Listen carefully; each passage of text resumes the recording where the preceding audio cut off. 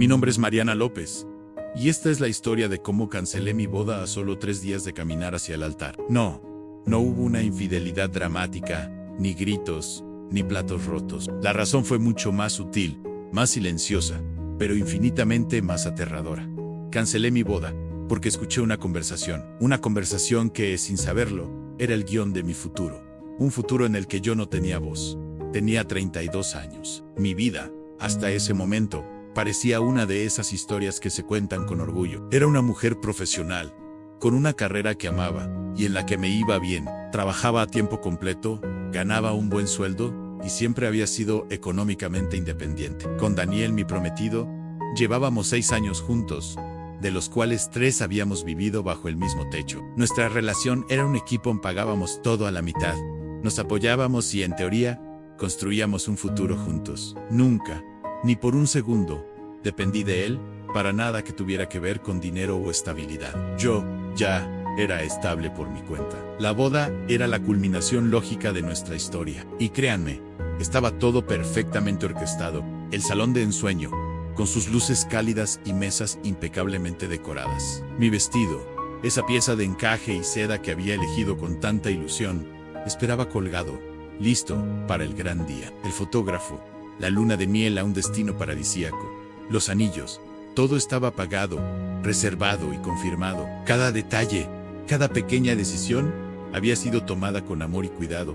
Estábamos a punto de dar el paso final. Desde fuera, Daniel era el prometido ideal. Un hombre correcto, educado, con un buen trabajo y una personalidad tranquila que a menudo confundía con paz interior. No era de grandes pasiones ni de conflictos, lo cual, durante mucho tiempo, me pareció una virtud. Creía que su calma complementaba mi energía. Sin embargo, con el tiempo, empecé a darme cuenta de que su tranquilidad a veces se parecía demasiado a la pasividad. Y esa pasividad tenía un origen muy claro: el inmenso peso que su familia ejercía sobre cada aspecto de su vida. El verdadero problema no era solo él, eran ellas, su madre y su hermana. Formaban un frente unido, un tribunal permanente que juzgaba cada una de mis acciones. Sus opiniones se colaban en nuestra vida como una humedad persistente. Comentaban sobre cómo me vestía, si un escote era demasiado pronunciado o una falda demasiado corta. Analizaban mi forma de hablar,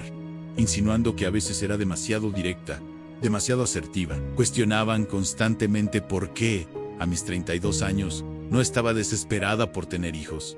Por qué priorizaba mi carrera, mis ascensos, mis proyectos. Para ellas mis ambiciones eran una especie de defecto de carácter, una anomalía que el matrimonio, con suerte, corregiría. Y Daniel nunca me defendía de verdad. A veces hacía un comentario vago como: mamá, déjala en paz, pero nunca con la firmeza que yo necesitaba. Nunca trazó una línea clara. Y yo, enamorada, lo justificaba. Me repetía a mí misma las excusas que él me daba. Ann, son comentarios normales. Mi amor, así son las familias. Siempre se meten un poco. No lo tomes personal. Es su forma de ser. Me convencí de que yo era la que exageraba, que tenía que ser más tolerante, que esto era simplemente el paquete completo que venía con amarlo a él.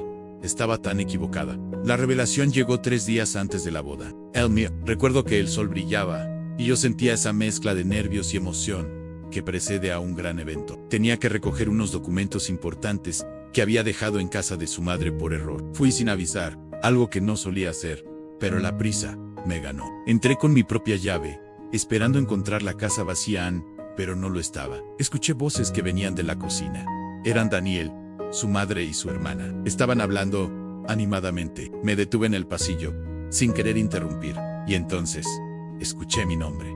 Mi corazón dio un vuelco. Me quedé completamente quieta, pegada a la pared, como si el movimiento pudiera delatarnos a mí y al cataclismo que estaba a punto de ocurrir en mi interior.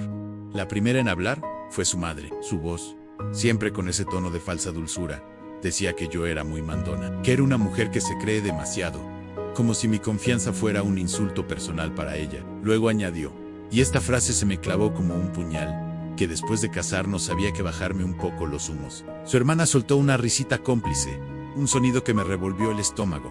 Sentí una oleada de ira y humillación. Pero lo peor, lo que de verdad rompió todo, estaba por venir. Entonces, lo escuché a él y a Daniel. Mi Daniel con una voz increíblemente tranquila, la misma voz con la que me daba los buenos días, la misma con la que me decía te amo, empezó a hablar. Lo dijo como si estuviera exponiendo un plan de negocios, una estrategia lógica e infalible.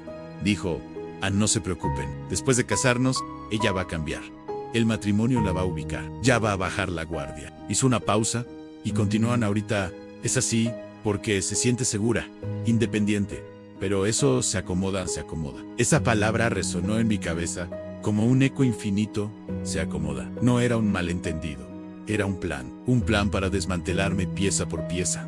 No querían a Mariana, querían una versión domesticada, más pequeña, más silenciosa de mí. El matrimonio no era una unión, era una herramienta de ajuste, una jaula dorada para ubicarme. En ese instante, el amor que sentía se congeló, se convirtió en hielo. No grité, no entré a la cocina a confrontarlos. No hice el escándalo que probablemente esperaban de la mujer mandona que creían que era. Di media vuelta, con un silencio que me pesaba en el alma. Salí de esa casa y cerré la puerta detrás de mí y al cerrarla, supe que también estaba cerrando la puerta a esa vida. Esa noche no dormí. Vi la Pace en vela, mirando el techo, mientras la conversación se repetía en mi mente una y otra vez. Cada palabra, cada risa, cada tono de voz. Al amanecer del martes, 2 días antes de la boda, tomé el teléfono. Mi mano temblaba, pero mi voz fue firme. Llamé al salón de fiestas. Canceló el evento del sábado. La mujer al otro lado de la línea se quedó en silencio. Perdí miles de dólares del depósito. No me importa. Llamé al fotógrafo. El evento se cancela.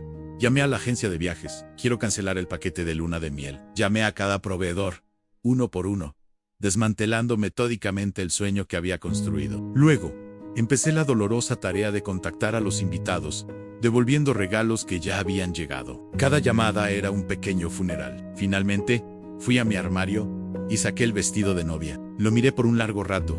Era precioso. Era todo lo que había soñado.